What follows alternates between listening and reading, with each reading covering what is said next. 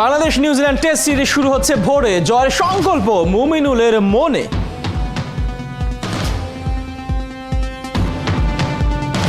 ক্যারিবিয়ানদের বিপক্ষে মূল ভরসা সাদমান, জয় আর শান্ত। তামিম বললেন এটা কি হবে সাফল্যের মন্ত্র।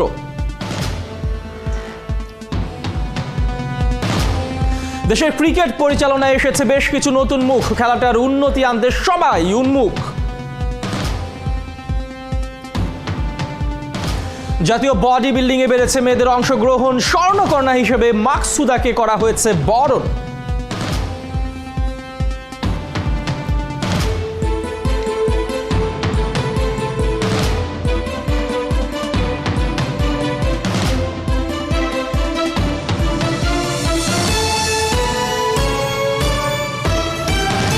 স্বাগত একাত্তরে খেলা যুগে, আপনাদের সঙ্গে আছি আমি এহতেশাম সবুজ।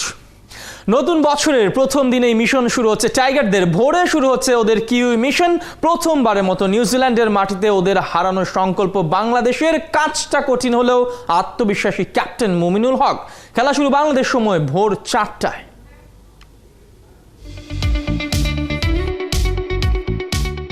ম্যানেজার আর নির্বাচকের পরিচয় আড়াল করে ওরা তিনজনই এখন শুধুই ক্রিকেটার। নিউজিল্যান্ডের কঠিন মিশন, সাবেকদের সাথে তাই বর্তমানের অভিজ্ঞতা বিনিময়। ক্যাপ্টেন লিডিং দ্য ফ্রন্ট, তাই মুমিনুলের নিবিড় অনুশীলন। বাকিরাও শেষবারের মতো ঝালিয়ে নিচ্ছে কোচের 3 পেসার ফর্মুলায়। রাহি আর তাসকিনের সঙ্গে জায়গা হতে পারে তরুণ শরীফুলের। তিনজনই ডানহাতি হয়, বাদ যেতে পারেন এবাদত হোসেন। স্পিনে তাইজুলের জায়গাটাই বোধহয় পাকা, তাই মেহেদি মিরাজের সম্ভাবনা কম। কোচের নতুন পরিকল্পনায় নতুন শুরু করতে চায় অধিনায়কও। আমি আসলে খুব এক্সাইটেড যে নতুন বছরটা যদি সুন্দর হয়, আমরা সবাই যে বিশ্বাস করি আর কি, ভালো শুরুটা ভালো হলে আল্লাহর রহমতে পুরো জিনিসটা সবসময় ভালো ক্যারি করার সম্ভাবনা বেশি থাকে। এই সিরিজে 144 রান করলেই প্রথম বাংলাদেশি হিসেবে টেস্টে 5000 রান ক্লাবে প্রবেশ করবেন মুশফিকুর রহিম। অন্যদিকে 300 উইকেটের মাইলফলক স্পর্শ করতে আর মাত্র 8 উইকেট দরকার কিউই পেসার ট্রেন্ট বোল্টের। ব্যাটে বলে এই দুইজনের লড়াইটাও তাই দেখার বিষয় হয়ে থাকবে। নিউজিল্যান্ডের মাটিতে কোনো টেস্ট জেতা হয়নি আজ অব্দি। অজানাকে জানা কিংবা অদেখাকে দেখার চ্যালেঞ্জটা নিশ্চিতভাবেই কঠিন থেকে কঠিনতর। তাই বলে আগেই চাপে পড়তে চায় না সোনার বাংলা। তাই তো মানসিকভাবে নির্ভর থাকার চেষ্টা ফুটবলীয় আনন্দে। নিউজিল্যান্ডে অবশ্যই আমাদের জন্য অনেক বেশি চ্যালেঞ্জ থাকবে।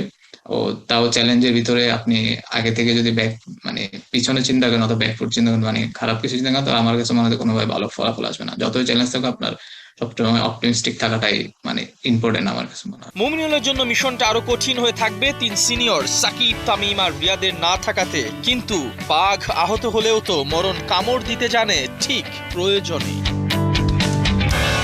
Ehtesham Sabuj, ৭১। Attack is the best defence. কিউ কন্ডিশনে তামিম ইকবালের সাফল্যের মূল মন্ত্রই এটা। দলের বাইরে থেকে ওপেনার বলছে নিউজিল্যান্ডে রান কিংবা বড় ইনিংস খেলা খুব কঠিন কোনো কাজ হবে না। তবে সাদমান, জয়, শান্ত, মুমিনুলদের দেখাতে হবে লড়াকু মনোভাব। সাহস করে আক্রমণে গেলেই মিলতে পারে সাফল্যের সন্ধান। প্রথম টেস্ট নিয়ে তামিমের ভাবনা জেনেছেন আমাদের দুই সহকর্মী। জানুয়ারির ফার্স্ট ডেতেই আসলে যে আইসিসি টেস্ট চ্যাম্পিয়নশিপের দ্বিতীয় এডিশনটা বাংলাদেশ শুরু করবে নিউজিল্যান্ডের কন্ডিশনে, যেটা আসলে সবচেয়ে one of the toughest condition. Bangladesh কখনোই নিউজিল্যান্ডের মাটিতে কোনো ম্যাচ জিততে পারেনি। আপনি একাধিক ট্যুর করেছেন, এইবার আসলে কতটুকু চ্যালেঞ্জ হতে পারে বা টপ অর্ডার ব্যাটসম্যানদের জন্য আপনার মেসেজ কী থাকবে ওই কন্ডিশনে? নিউজিল্যান্ড কন্ডিশনার অবশ্যই চ্যালেঞ্জিং, বাট আমার কাছে মনে হয় it's also very good wicket to bat on. আপনার হয়তোবা একটু সিম মুভমেন্ট সুইং থাকে, it's a lovely wicket to bat on. আমি সবসময় মনে করি আপনি যদি দেখেন এই নিউজিল্যান্ডে বাংলাদেশ 500 রান করেছে, লাস্ট সিরিজে 3টা 100 হয়েছে। সো আমার কাছে মনে হয় যে আমার সাথে মুমিনুলের কথা হয় বা অন্য যার সাথেই কথা হয়, আমার যতটুকু এক্সপিরিয়েন্স তাদের সাথে আমি শেয়ার করার চেষ্টা করি। বাট যেটা বললাম যে it will be a challenging tour. নিউজিল্যান্ডে আমাদের রেকর্ডও খুব একটা বেশি ভালো না, তো বাট হোপফুল এটাই থাকতে পারি যে we put up a better show আর কি, যে লাস্ট টাইমগুলো যত ভালো খেলেছি অথবা যা করেছি তার চেয়ে বেটার যেরকম আমরা খেলতে পারি। আমি যেটা আপনাকে বললাম যে সাথে যখন একটা জিনিস খারাপ হতে থাকে আর আপনার একটার পর একটা সিরিজ হতে থাকে, এটা কিন্তু আরও বেশি ডিফিকাল্ট হয়ে যায়। বাট আনফর্চুনেটলি আমাদের শিডিউলটাই এরকম যে আমাদের কোনো ব্রেক নেই, একটার পর একটা খেলছে। বাট আই এম শিওর আপনারা দেখেন, you mark my words, within a very short time everything will going to change. Specific যদি জিজ্ঞেস করি, টপ অর্ডার ব্যাটসম্যানের ওপেনার আসলে যখন সকালবেলা সিম সুইং থাকে, ওভারকাস্ট কন্ডিশন থাকে বা নতুন বলে ওরা ওই কন্ডিশন সুইংটা পায়, সেই সময় আসলে ওপেনার বা টপ অর্ডারদের আসলে কোন জায়গাটা মাথায় রাখতে হবে? টেস্ট ম্যাচে সাকসেসফুল হয়েছি অ্যাটাকিং থেকে, বিকজ আমার কাছে ওখানে সবসময় মনে হয় যে আপনি যদি খুব ডিফেন্সিভ মাইন্ডসেটে যান, যে কোনো একটা বল আপনাকে আউট করে দিতে পারে, because bowlers gets help from that wicket. So আমি ইভেন লাস্ট টুরও মার্শাল্লাহ আমার টেস্ট সিরিজ খুবই ভালো গিয়েছিল। তো আমার মান্ত্রাটা একটাই ছিল যে I was always looking to play shots, but that doesn't mean যে আমার এই মান্ত্রাটা অন্য কোনো ওপেনারের জন্য কাজ করবে। ইট ওয়ার্ক ফ্রম মি, অন্যজনের জন্য আরেকটা জিনিস কাজ করতে পারে। So to know how you are going to play is the most important thing. আপনার আগে চিন্তা করে নিতে হবে যে ওকে this is how I'm going to play. নিউজিল্যান্ডের বিপক্ষে সিরিজ শুরুর আগের দিন হেড কোচ ডোমিঙ্গোর ইঙ্গিত একাদশে থাকতে পারে 3 পেসার 1 স্পিনার, কারণ দেশে যাদের স্পিন ঘূর্ণিতে ঝড় ওঠে বিদেশে গেলেই সেই তাইজুল মিরাজদের ধার কমে। বড় দায় দেশের উইকেটের, বলছেন সাবেক স্পিনার মোহাম্মদ রফিক। তবে দোষ দেখছেন স্পিনারদেরও, লাইন লেন্থ নিয়ে নাকি ওদের মনোযোগ কম। নাইয়ান বিন জোসেমের রিপোর্ট। দুইটা তো বাংলাদেশে এখন টপ স্পিনার, এখন দেখা যায় যে দুইজন খেলাবে কিনা সন্দেহ আছে। মোহাম্মদ রফিক নিউজিল্যান্ডের মাটিতেও 2 স্পিনার খেলানোর পক্ষে যদি কার্যকরী বোলার থাকে, কিন্তু সাবেক স্পিনার বাস্তবতাটাও বুঝেন। বিদেশের মাটিতে বাংলাদেশের স্পিনারদের যে একেবারেই গড়পড়তা পারফরম্যান্স। সাকিব আল হাসান নেই, তাই ভরসা তাইজুল মিরাজে, কিন্তু যত দুশ্চিন্তা ওদের হোম অ্যাওয়ের পরিসংখ্যান নিয়ে। তাইজুল দেশে 23 ম্যাচে যেখানে 115টা উইকেট নিয়েছেন, সেখানে বিদেশে 12 ম্যাচের শিকার মোটে 29টা। দেশে একটা উইকেট নিতে 27 রান খরচা, বিদেশে দ্বিগুণ সেটা। ইকোনমিও পক্ষে না।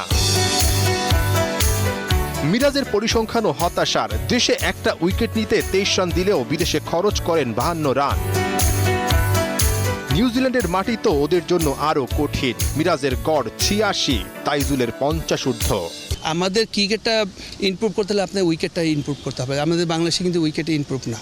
আপনি দেখেন এটা নিয়ে যে প্রত্যেকটা দেশ যেসব দেশগুলো আসে প্রত্যেকজনই কিন্তু এই একটা কমপ্লেন দেয় যে তোমরা ক্রিকেট ডেভেলপ করতে গেলে তোমার উইকেট ডেভেলপ করতে হবে। তা আপনি উইকেট না বলে যে আমরা বিদেশে যাই, আমরা নিজে উইকেটে প্র্যাকটিস করে যাই, ওখানে দেখা যায় যে আপনার চেস্টের উপরে বল থাকে আর আমাদের এখানে হাঁটুর নিচে বল থাকে। তো এই ডিফেন্সটা কিন্তু আমরা ওখানে যে ওই আমাদের দুর্বলটা দাঁড়ায় থাকে। নিউজিল্যান্ডের বিপক্ষে বাংলাদেশ দলের স্পিনারদের জন্য মেন 3টা চ্যালেঞ্জ কোন জায়গায় থাকবে এবার, কিংবা সবসময় থাকে? চ্যালেঞ্জটা দেখেন, চ্যালেঞ্জটা আপনি নিজে তৈরি করতে হবে। যে মেন জিনিসটা যে আমি রফিক যখন খেলতাম, আমরা যে কোনো উইকেটে দেবেন, আমার সবচেয়ে বড় যে আমার লেন লাইনটা ইম্পর্টেন্ট থাকবে। আপনি স্পিনার হোক বা ফাস্ট বোলার দেখেন 150 করে বড় 6 খায়, বিকজ ওই লাইন ছেড়া বল করেছে। তো ওখানে আপনি পার পাবেন না, যেটা আমাদের বাংলাদেশে পার পায় যে শর্ট অফ লেন পড়লে বল নিচে থাকে দেখে খেলতে পারেন, বাট ওখানে কিন্তু ওই জিনিসটা পাবেন না। একটু শর্ট পড়বে দেখা যায় বড় 6 মারবে। তো সুতরাং আপনার মেন জিনিসটা ফাস্ট বলার হোক বা স্পিনার হোক, বাট ওদের যে একটা চ্যালেঞ্জ আছে, ওই চ্যালেঞ্জে যদি বল করে ইনশাল্লাহ আমি মনে করি নিউজিল্যান্ডের ভেরি ডিফিকাল্ট হবে। শুধু টাইগাররাই নয়, নিউজিল্যান্ডের কন্ডিশনে বিশ্বের যে কোনো দলকেই করতে হয় স্ট্রাগল। স্ট্র্যাটেজিটাও তাই নাকি ভিন্ন হওয়া উচিত, বলছেন মোহাম্মদ রফিক। বাংলাদেশের জন্য অনেক কঠিন হবে এই খেলাটা, এই টেস্ট দুইটা অনেক কঠিন হবে। এটাকে আমি চিন্তা করি যে যদি 4-5 দিনের খেলাটা যায়, আমি মনে করি সবথেকে ভালো হবে। নাহিয়ান বিন জসিম, 71। বাংলাদেশের ক্রিকেটে এই বছরটা পাওয়া না পাওয়ার মিশেলে কেটেছে। দলের ওঠা নামার মাঝে আবার ব্যক্তি ক্রিকেটারদের কর্মকাণ্ড সমালোচনা বাড়িয়েছে। বছরের শুরুটা জয় দিয়ে হলেও শেষটা হয়েছে হারে। কেমন গেল টাইগারদের 2021, তাই ফিরে দেখা।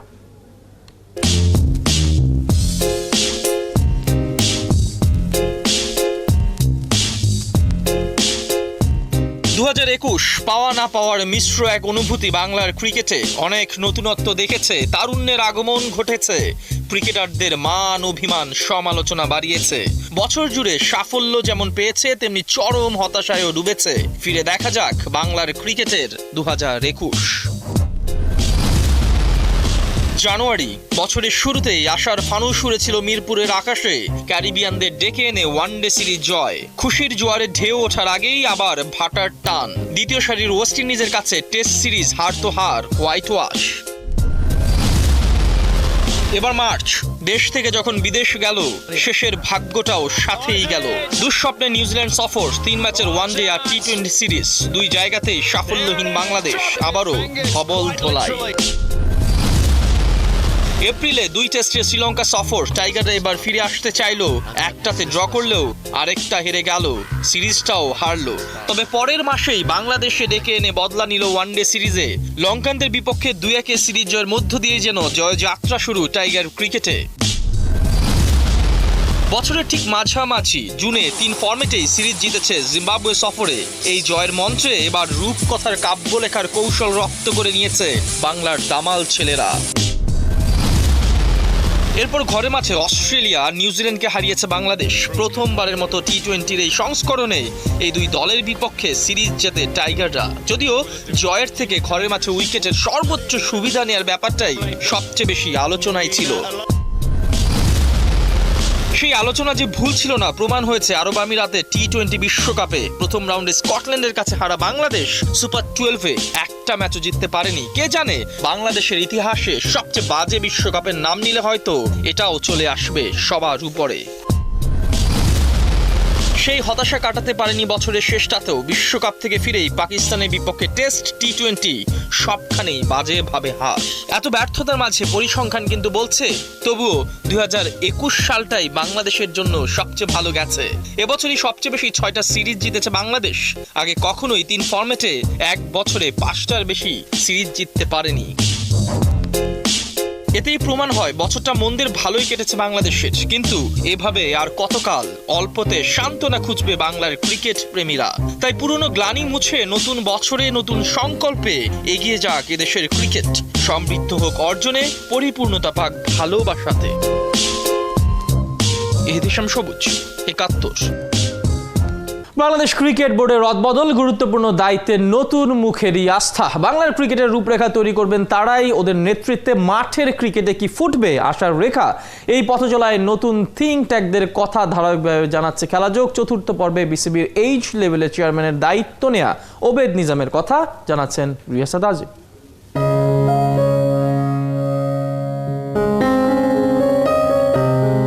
জাতীয় দলের পাইপলাইন নিয়ে প্রশ্নের শেষ নেই। দল থেকে বাদ পড়াটা যেন রীতিমতো ভয়ঙ্কর কোনো অপরাধ। দলের সাথে থেকেও ম্যাচ খেলতে না পারার পর কামরুল রাব্বি কিংবা পারভেজ ইমনের এমন বিদায় একরাশ হতাশা আর হাহাকারের চিত্র ফুটিয়ে তোলে।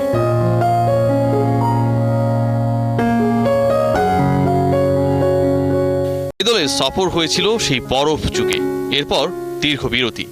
নান্নু ডমিঙ্গো জুটি সবচেয়ে বিতর্ক ছড়িয়েছে যখন যাকে ইচ্ছা দলে ডেকে রিপ্লেসমেন্ট বানিয়ে। আছে বয়সভিত্তিক দল নিয়েও বিপুল কাজের সুযোগ। পেশাদার ক্রিকেটের ভিত্তিপ্রস্তর রচিত হয় সেই সময়টায়। ওবেদ নিজাম বিসিবির নতুন পরিচালক, কাঁধে দায়িত্বের বিশাল ভার। এইচ লেভেলের চেয়ারম্যান আর নতুন বিভাগ বাংলাদেশ টাইগার্সের ভাইস চেয়ারম্যানের ভূমিকায় থাকবেন পরের 4 বছর। ব্যাটের গ্রিপটা কেমন হবে, সিম পজিশনটা বোলিংয়ের ক্ষেত্রে কেমন হবে, ক্যাচটা কিভাবে নিতে হবে, সেই যে বেসিকটা সেটা কিন্তু শুরু হয়ে যায় হচ্ছে এইচ লেভেল থেকেই। No, absolutely, you're correct. এখানে the coaching has to be correct. They have to be well nourished. The potential cricketers will only come এখান থেকেই কিন্তু to showcase their talent in the under 19 level. ওখান থেকে তারপরে national টিমে ইমপ্রুভমেন্টের কোনো শেষ নাই। সো এটা কিভাবে সামনে আমরা আরও ইমপ্রুভ করতে পারি, এটাই আমাদের কাজ। এবং আমি চেষ্টা করবো, আমার গোলটা ওইটাই থাকবে যে ভবিষ্যতের জন্য আরও ভালো ক্রিকেটার এখান থেকে। ক্রিকেট অপারেশনস বিসিবির সব সময়ের আলোচিত ডিপার্টমেন্ট। আকরাম খান স্বেচ্ছায় নিজেকে সরিয়ে নেয় নতুন দায়িত্বে জালাল ইউনুস। বাংলাদেশ টাইগার্সের কর্মপরিকল্পনা আর অপারেশনসের কার্যক্রমে থাকবে চেক অ্যান্ড ব্যালেন্স। ক্রিকেটাররা অনেক সময় হচ্ছে ভালনারেবল হয়ে যায় যে তারা আসলে কীভাবে কামব্যাক করবে, প্রসেসটা কী হবে, কে তাকে আসলে ওই সময় মোটিভেট করবে, এই প্রশ্নগুলোর অ্যান্সার অনেক সময় পায় না। আর ডেফিনেটলি একটা তো ডিফারেন্ট কোচিং স্টাফসও আপনার দরকার হবে বা আপনাদের দরকার হবে এটাকে সামনে এগিয়ে নিয়ে যাওয়ার জন্য। এটা actually it's a whole new set up. We will have our own coaching staff, own assistants and all that. পুরা সেট আপটাই আলাদা হবে। এটা আপনি অন্যভাবে চিন্তা করলে this is your second national side and they are ready. They are on the bench, they are waiting. তো যখনই প্রয়োজন মনে করবে সিলেক্টার্স আছে ন্যাশনাল টিমের ক্রিকেট অপারেশন। অ্যান্ড আপনি রাইটফুলি একটু আগে বলেছেন the Bangladesh tigers has to be working in conjunction with আপনার cricket operations is very important. একটা লিঙ্ক থাকলে it'll be easy for both the committees to actually import players out of the tigers and play them in the national team. কিছুটা হলে কি অপারেশনসের উপর প্রেশারটা কমবে এই ডিপার্টমেন্টটা নতুন করে আসলে কাজ শুরু করার কারণে? আমার মনে হয় বিকজ আমরা সবাই পাইপলাইনের কথা বলি, কে কোথায় আছে, কোন প্লেয়ার কোন অবস্থায় আছে। I think Bangladesh Tigers will give a lot of support to. Obed Nizam school ক্রিকেটে হারিয়ে যাওয়া জৌলুস ফেরাতে চান পরের 4 বছরে। রিয়াসাদ আজিম, 71। জাতীয় বডি বিল্ডিং চ্যাম্পিয়নশিপে বেড়েছে মেয়েদের অংশগ্রহণ। ওমেন্স ইভেন্টে সবাইকে টেক্কা দিয়ে স্বর্ণ জিতেছে মাকসুদা মৌ। এবারকার আসরে দলগতভাবে চ্যাম্পিয়ন বাংলাদেশ আনসার, আর রানার্স আপ হয়েছে চট্টগ্রামের মান্স জিম। অর্ণব বাপি রিপোর্ট। শরীর গঠনেই জীবনের বন্ধন, শরীর সুস্থ থাকলেই তো জমে আলাপন। কিছু মানুষ শরীর চর্চাকে নিয়েছে নেশা হিসেবে, সেই শরীর গঠনের নেশাই হয়ে গেছে কারো কারো পেশা। তাদেরই একজন আরিফুল, টানা 5 বার জাতীয় চ্যাম্পিয়নশিপে স্বর্ণজয়ী বডি বিল্ডার। 15 চ্যাম্পিয়ন হই, 16 হই, দেন 19 হই, finally the 5th time mister Bangladesh. আমি আনবিটেবল চ্যাম্পিয়ন পাই এখন পর্যন্ত। পুরুষ আধিপত্যের সমাজে নারীরাও এখন পিছিয়ে নেই, তারাও সমান তালে আসছে বডি বিল্ডিংয়ে। ভেঙেছে শেকল, পায়ের নিচে পরাধীনতার মহাকাল, বডি বিল্ডিংয়েও লিখেছে মহাকাব্য। এখন চ্যালেঞ্জটা আমরা ওভারকাম করেছি, ফেডারেশন থেকে আমাদের অনেক হেল্প করা হয়েছে, প্লাস হচ্ছে আমরা এখন বাইরেও যাচ্ছি খেলতে। সো সব কিছু মিলে ন্যাশনাল এখন আমাদের জন্য একটা উৎসব, ফেস্টিভ্যাল টাইপ। সো ভালো লাগছে। ফ্যামিলি আছে, আশেপাশে মানুষ সবাই ভালো চোখে দেখে না, অনেক নেগেটিভ কথা শুনতে হয়। সব কিছু মিলে অনেক জার্নি করে এখানে আসা। আমি কখনো স্টেজে উঠবো একটা সময় এটা আমি চিন্তা করতে পারতাম না। আর সবচেয়ে বেশি ভালো লাগছে যেটা দর্শকরা খুব সাপোর্ট করছে। জাতীয় বডি বিল্ডিং প্রতিযোগিতায় ছেলে ও মেয়েদের অংশগ্রহণ বেড়েছে আগের থেকে। 171টা ক্লাবের প্রায় 500 জন বডি বিল্ডার অংশ নিয়েছে এবারের আসরে। সারা বছর যত্ন করে নিজেকে গড়ে তোলার পরিশ্রম সার্থক হচ্ছে পদক পাওয়ার মধ্য দিয়ে। দেশের গণ্ডি পেরিয়ে আন্তর্জাতিক টুর্নামেন্ট থেকেও পদক আনছে বাংলার বডি বিল্ডাররা। Bangladesh body building day by day develop হচ্ছে। আমাদের বডি বিল্ডিং এখন ইন্টারন্যাশনালভাবেও ভালো রেজাল্ট করছে। উৎসব মুখর পরিবেশের মধ্য দিয়ে শেষ হয় 3 দিনব্যাপী বডি বিল্ডিং প্রতিযোগিতা। সবার চাওয়া আরও বেশি বেশি আয়োজন করা হোক বডি বিল্ডিংয়ের ঘরোয়া আসর। অর্ণব বাপি, 71।